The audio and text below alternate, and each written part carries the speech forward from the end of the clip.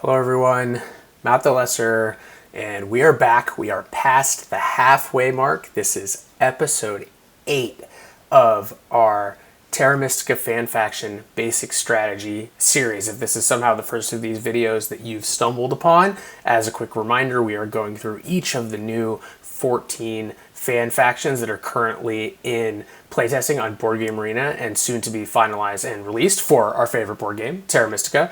And we are going through and talking about how do we play each of these factions. So if you're watching this video, we're going to assume that you are familiar with the game of Terra Mystica. You know how to play, you know the rules, you have played some of the base factions, but you are looking to maybe play your first or second game with one of these fan factions, maybe jump into a game on BGA. And so we're going through one by one, learning how to play them, what are their nuances, what are some strategy tips and tricks. And as I said, this is episode 8, so we have previously done one faction of each of the 7 colors of the color wheel in Terra Mystica, and so today will be our first endeavor into the second faction of a particular color. And so today that color is brown, and we will already talked about the prospectors, and so today we are going to talk about the time travelers, one of the coolest conceptual factions in Terra Mystica. They do something that is really quite different than pretty much everybody else, and they sort of play the game differently than everybody else, which is very cool to get through. Also love this art, very H.G. Wells time machine kind of thing. And so again, if you don't know, I don't do video editing. I don't have animations or any fancy things on this presentation. It's just slides. So this is the no frills, one take Terra Mystica fan faction basic strategy of the time travelers. All right, let's go. So as always, we will start by looking at the board. The time travelers have a relatively standard board. If we look at production here, they have normal worker production, normal TP production, 2 coins on every TP, normal temples and sanctuary, and normal costs with expensive big buildings. So 8 coin costs stronghold and sanctuary. They are a 5-7 faction in the Power Bowls. This is actually changed from the very first version that was released was 3-9, and this is a big difference for them and something that it's possible they revert. For now, we're going to be talking about them in the 5-7 version, as that is the most recent iteration. But if they are 3-9, it definitely impacts their ability to get double dig in round 1, which changes a little bit the faction, as we'll get into. But we're going to assume they're going to stay at 5-7. So that's pretty standard starting. Where they start to differ is over here on the right. You'll notice they are not allowed to upgrade their digging. They can just simply spend 3 workers for a spade at any time. And the reason for this is because of their book ability. And so if we look at the book ability, one thing to note is that it looks like they have 2 abilities, but it's actually the same ability, just illustrated in 2 different ways. This was explicitly called out by the designers. And what this ability says is that the time travelers, and this is where their name comes from, they don't score the current round. They score instead the round ahead and the round behind. So, for example, and this is what the right-hand side is saying, in round 3, they do not score the scoring tile for round 3. They score the scoring tile for round 4 and the scoring tile for round 2. This does wrap around the edges of the game. So for example, in round 1, they score the round tile for 2, which is consistent, and then they also score for round 6. And similarly in round 6, they will score round 1 in addition to round 5. So, and this is their entire book ability. So what does this mean? Well, first of all, they're going to score more tiles because every single round they are scoring 2 different tiles instead of 1. And so they score more tiles over the course of the game. But also they are mismatched from all of the other factions who are going to be trying to score, for example, if round 4 is a TP round, they're all going to be trying to score TPs, but maybe round 3 was the dwelling round. So that's what the time travelers are going to be trying to score. So it just affects the build order that they are trying to maximize as they go throughout the game. And this is sort of all about what this faction is about. Their other unique element, of course, is their stronghold. It is a 2 power production stronghold, But then also, once you build it, you get this button that allows you to move 4 power from bowl 1 straight into bowl 3. And so this is actually a pretty powerful stronghold, because what it essentially does is it gives you 8 power production, because you're essentially moving it what would otherwise be 2 steps from bowl 1 to bowl 2 and then bowl 2 to bowl 3. It's a little bit limited because you have to have the 4 power in bowl 1 in order to move them to bowl 3, but assuming that you're able to maximize this, it's essentially 8 power production plus the 2 that you get as natural income. So this stronghold is kind of a no other benefit but 10 power production stronghold. The other thing with the button, of course, is with all buttons, you get to use it in the round that you built it. So it's a little bit better than if it were just 10 power income. So that's the deal with the Time Travelers. Pretty basic board. So with all of that in mind, and particularly the scoring element, right? This is really the key thing about this faction. Let's talk about when do we want to play them. And so we've got here on the bonus tiles, the number one thing, I don't have a lot of bonus tiles listed on the good or the bad here because they are a pretty flexible faction, but the one thing that you do really want to see is the spade bonus tile, because the Time Travelers cannot advance their digging, and also they aren't not a particularly naturally culty faction. They don't have any extra reasons to play high on the cults, and so they often don't have a lot of cult stuff. Spades are often their biggest issue, and so having this bonus spade tile in the game can be very, very good for them. Even if they don't get it in round 1, it's just a good thing to have around because they're going to be wanting those extra spades, so they don't have to spend 3 workers on a spade more than a couple of times over the course of the game, which would really hinder their economy.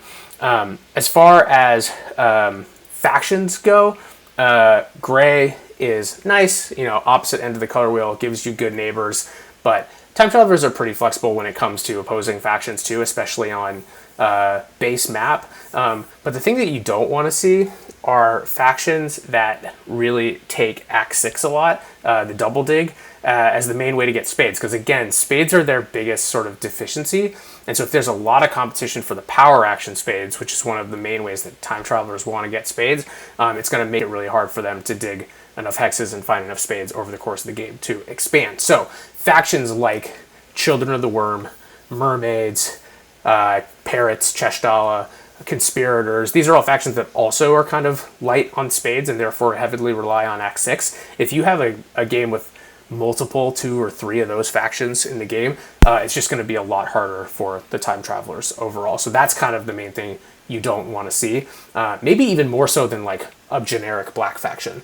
Like Darklings are not that bad for Time Travelers because they have their own digging, even though they're a color neighbor. I'd actually much rather see Darklings than, for example, Mermaids, because of that Act 6 competition here with Time Travelers. But all of that said, the bonus tiles and the other factions, I would say, are minor considerations for when is it a good game for Time Travelers compared to the scoring track.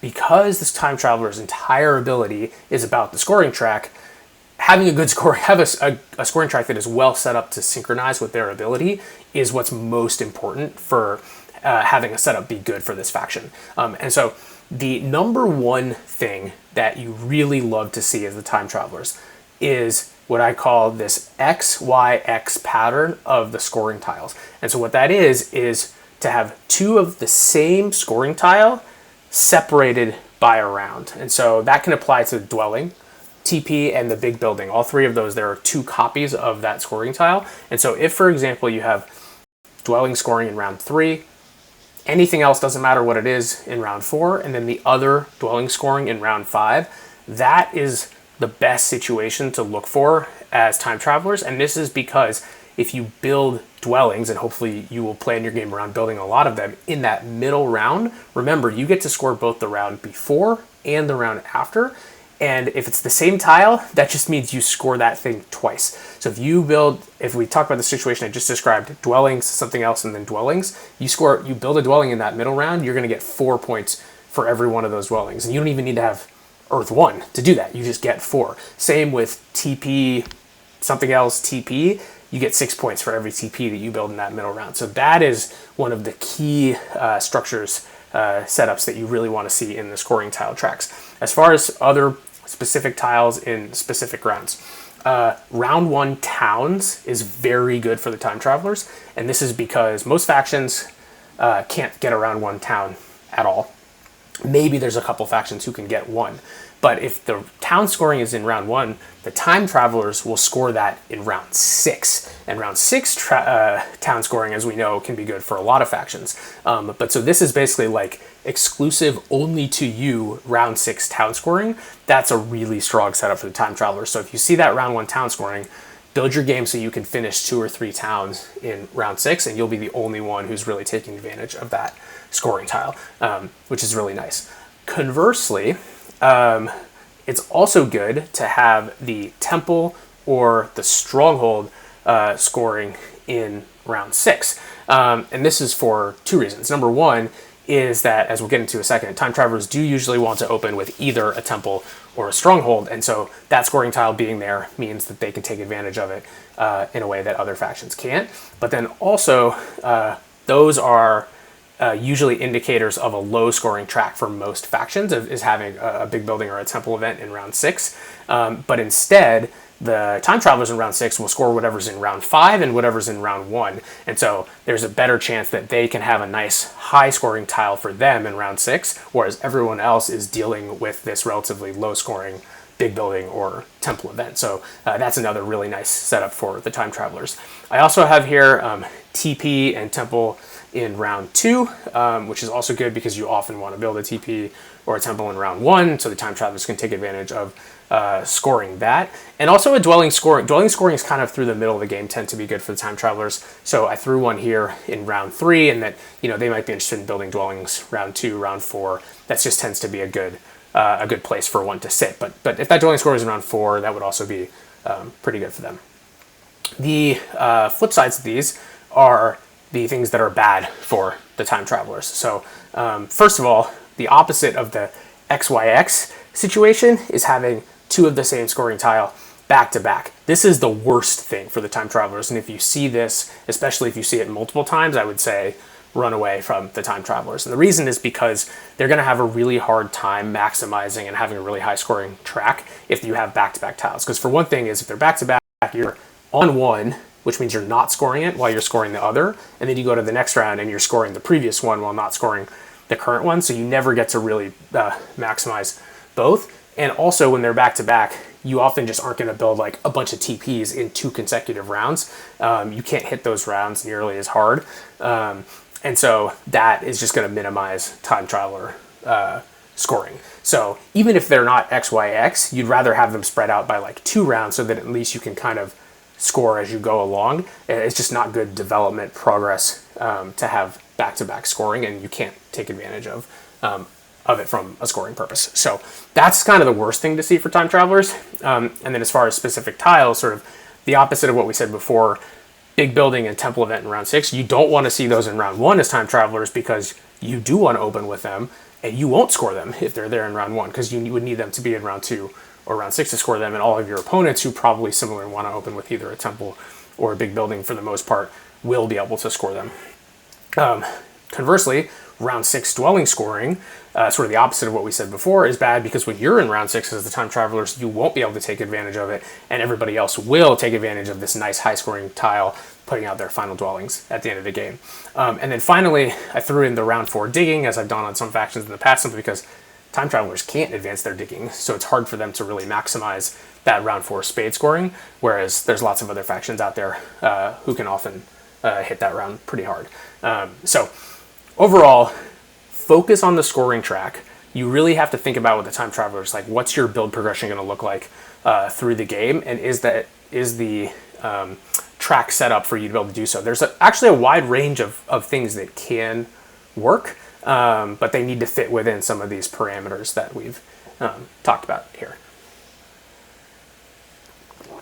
Okay, so now that we've talked about when do we want to play them, let's get into how do we do so, starting with the map. So pretty standard brown stuff here for time travelers on base map. F6, we've talked about this hex in the past being one of the best hexes in the whole map. It's right in the center, has 5 neighborhoods ring hexes, so you're almost guaranteed to have neighbors no matter what, and so much of the action happens in the middle of the map. So as time travelers, most games I would recommend starting on that hex, which is why we've got the star here, and then usually you want to put your second one on one of these two eastern hexes, either F5 or F7.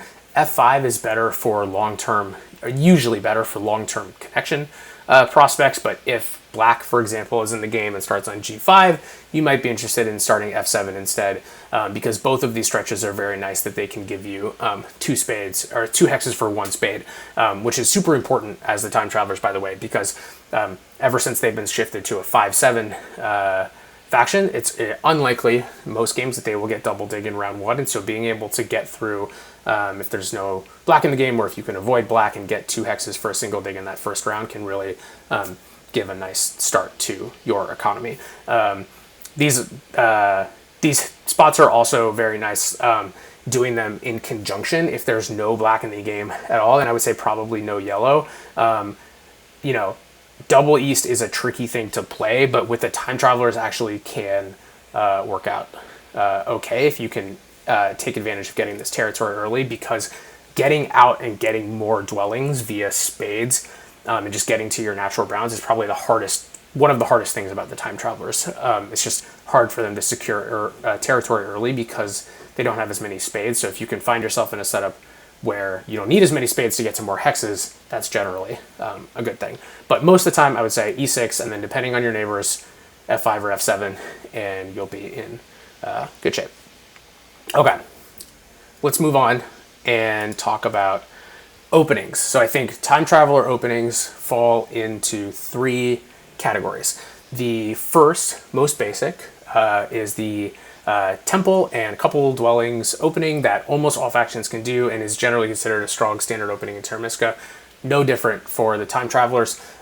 When would you want to do this opening? Well, honestly, any time is fine, but particularly if there are scoring tiles for spades and or dwellings. And I'll note that all of the tiles that I have shown here are the tiles that the time travelers would actually score in round one, which again, remember, means that these tiles would actually be the round 2 or round 6 scoring tiles and not the round 1 scoring tiles. So remember that as you're looking at this page. But so if they would score spades or dwellings in round 1, that means, you know, go get spades and dwellings. This is a theme with the time travelers, is like the way you're going to do well with them is hitting the track really, really hard. Because their ability is all about scoring, so you want to take advantage of it as much as possible. And so if the track is telling you dig and build dwellings in round 1, then you should try to dig and build dwellings in round 1. You know, build a temple still because it's really good, but also do that.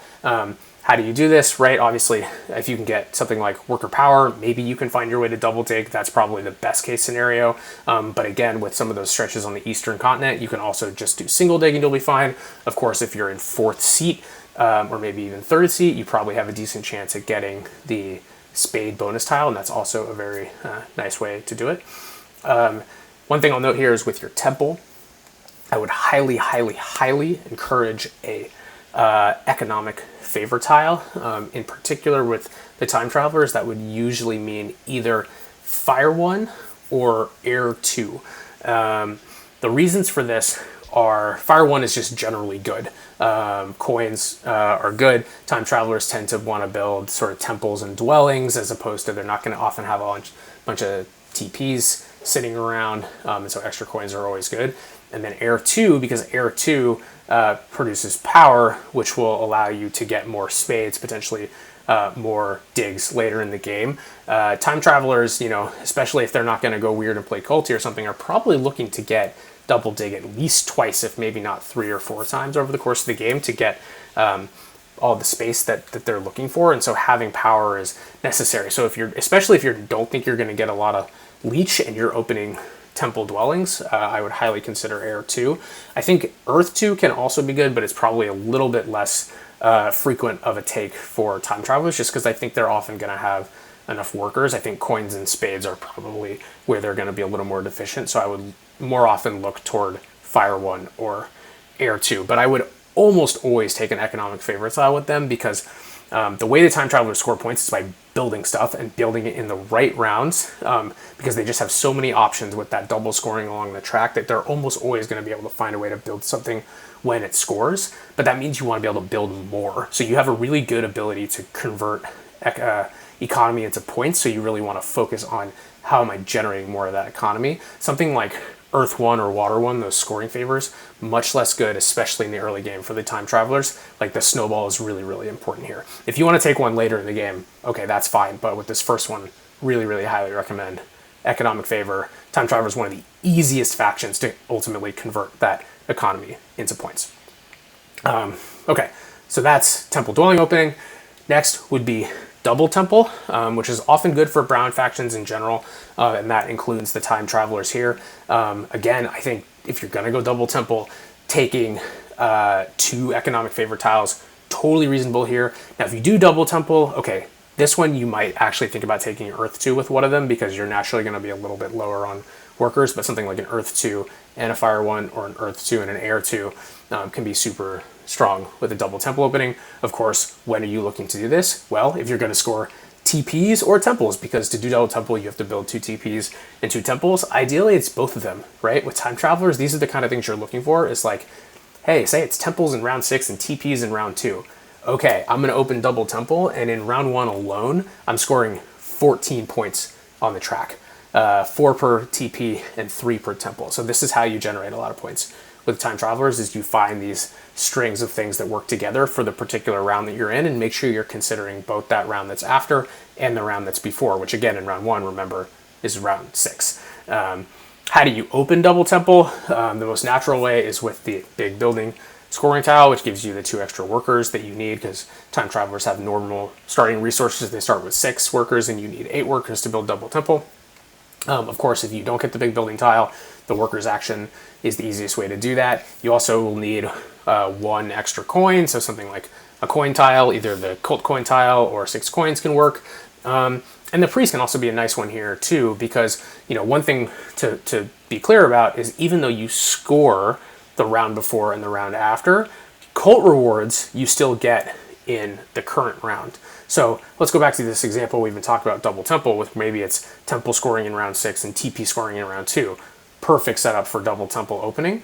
But say that round 1 is big building with the fire reward, right? So maybe if you can get a priest, throw it to fire, you'll generate yourself some workers off that fire reward while still scoring the rounds on the sides. So if you get that workers action, something like the priest bonus tile can actually be really nice, because you actually split the cult rewards away from scoring in a way that other factions never get the opportunity to do. And then finally is the stronghold opening, which is really good. Like, I think this is something that, especially as the time travelers moved away from 3-9 and started getting double dig a lot less, people sort of explored the stronghold opening more and started to realize how good it was, because the economy of the stronghold is actually quite good. So if, you're building temples to take econ favors, that's also great. But the stronghold generates 10 power around. In addition, gives you 8 power back effectively right there on round 1. So it is a very economic opening in and of itself, and can be very good. Of course, again, my recommendation here is follow the track. If there is stronghold scoring in round 2 or round 6, so that you will score it in round 1, that's when I would most be looking to do the stronghold opening. If you get the big building scoring tile, maybe because you're in seat 4, or maybe because you're in seat 3, and because the other factions aren't going to score big buildings in round 1, all the better. And then once you get that stronghold, sort of the way it's going to work is you're going to upgrade to the stronghold, and then you're going to use the button. And so then you're going to have a bunch of power, and by then a lot of the power actions will probably be taken.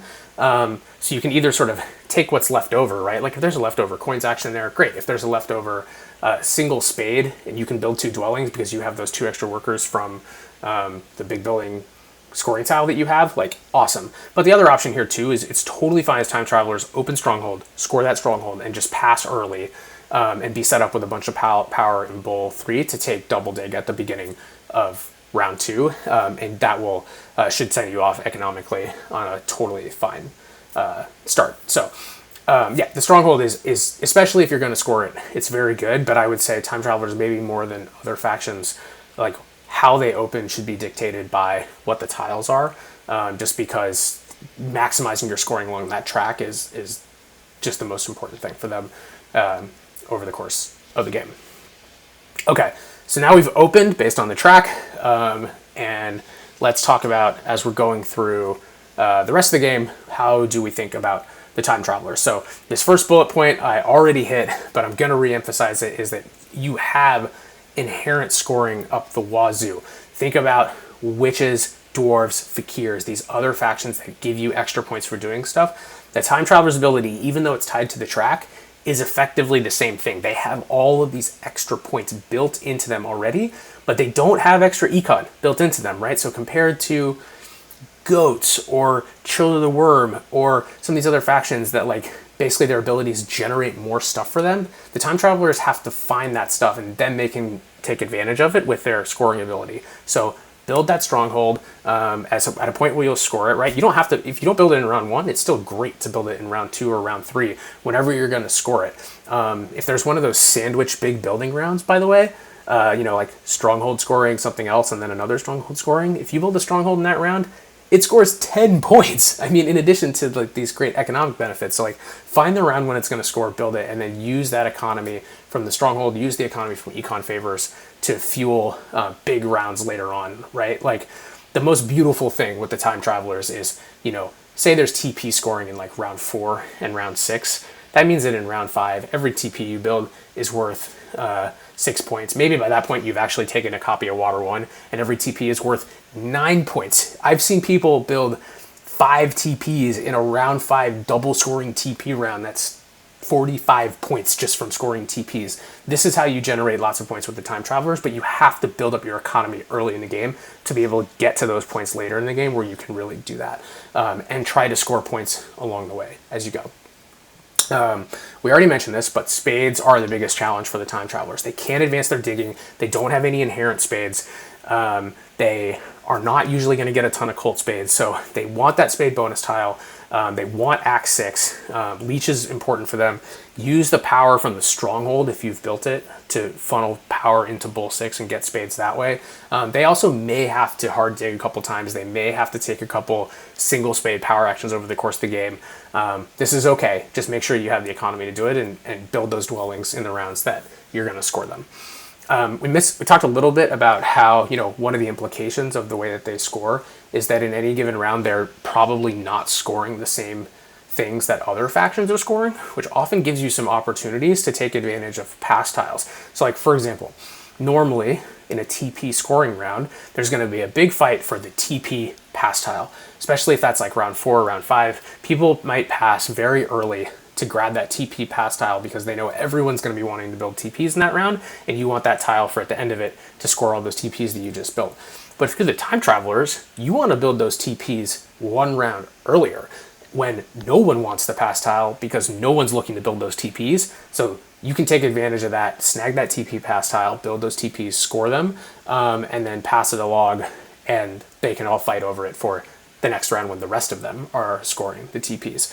So this is sort of this knock-on effect of the time travelers, is that you can often find these cool ways to find some points that at a time when other people aren't really looking for them. One watch out with the stronghold is, as I mentioned this before, but you have to have the power in Bull 1 in order to move it to Bull 3 with the stronghold ability. So you have to be a little bit careful with your management, basically to make sure you don't have too much of your power piling up in Bull 2 where it's kind of no good to anyone.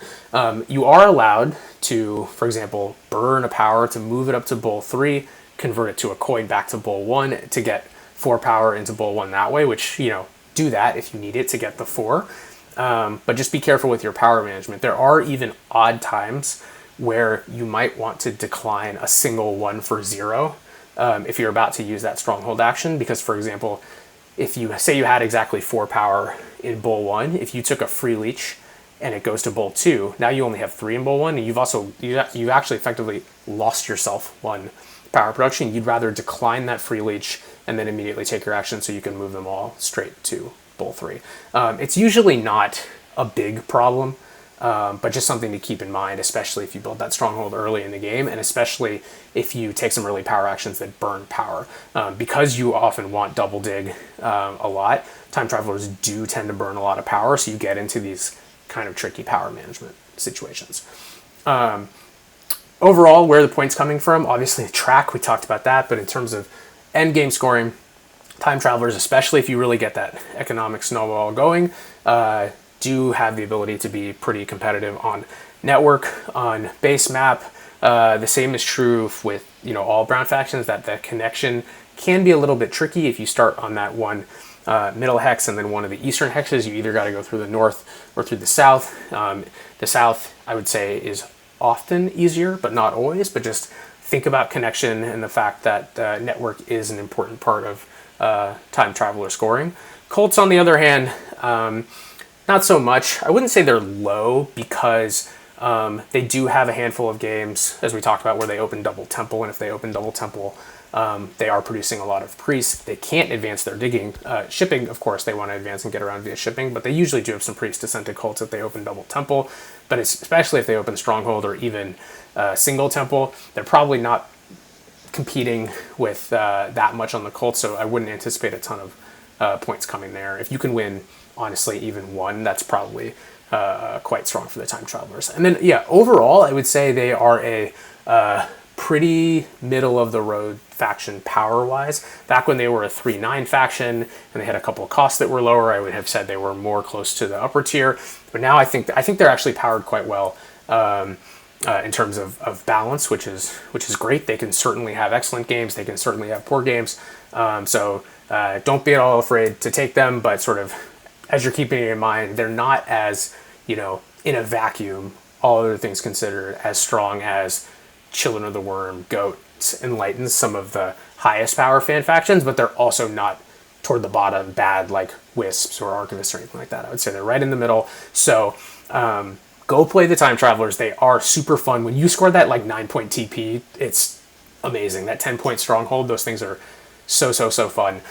These are one of the first factions that I played multiple games with when the fan factions first came out, and I've really had some enjoyable games with them. So let me know in the comments how your games go. Come find me on BGA, and I hope you have a fun time hopping around and scoring these different rounds.